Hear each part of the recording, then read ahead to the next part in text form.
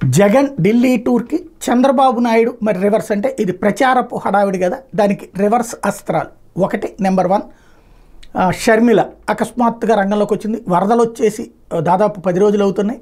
ఇవాళ అకస్మాత్తుగా వరద ప్రభావిత ప్రాంతాల్లోకి వెళ్ళి ఆమె ఆ నీళ్లలో ఫ్లోలో ఉన్నటువంటి చోట నుంచుని మాట్లాడటం, అది ఒకటి డైవర్షన్ టాక్టిక్స్. అంటే ఇప్పుడు ఆవిడ తెలుగుదేశానికి అనుకూలంగా ఉంటుంది, చంద్రబాబు గారికి ఎప్పుడైనా సమస్య వచ్చినప్పుడు ఆమె దాన్ని డైవర్ట్ చేస్తూ జగన్ మీదకి అటాకింగ్ మూడ్లో తీసుకువెళ్తోంది. అది నెంబర్ 1 షర్మిల ఆస్పెక్ట్. నెంబర్ 2 వచ్చేటప్పటికి ఏదైతే విజయసాయి రెడ్డికి సంబంధించి దేవాదాయ శాఖ అధికారిని శాంతి వ్యవహారాన్ని తెర మీదకి తీసుకొచ్చినటువంటి వ్యక్తి మదన్, ఆయన ఢిల్లీలో ఆందోళనకు దిగడం, జగన్ దీక్ష చేస్తున్నటువంటి ప్రదేశానికి ఎదురుగుండా తను ఆందోళనకు దిగడం అన్నటువంటిది రెండవది.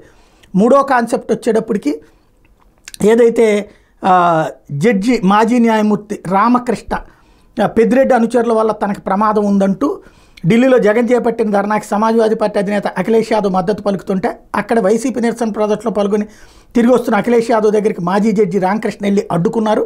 అఖిలేష్ వాహనాన్ని ఆపి ఆయనకి జగన్ విజయసాయి మీద ఉన్న కేసుల వివరాలు వినిపించారు.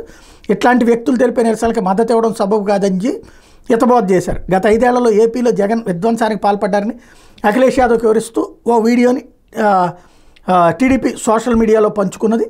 అది ఇటుపక్క నుంచి ప్రొజెక్షన్ అనమాట. అంటే అక్కడే ఇలాంటి యాక్టివిటీ గతంలో ఎప్పుడూ లేదు, అలాంటి ఎదురు ఎత్తు అన్నది చంద్రబాబు స్టైల్ ఆఫ్ పాలిటిక్స్ అన్నమాట.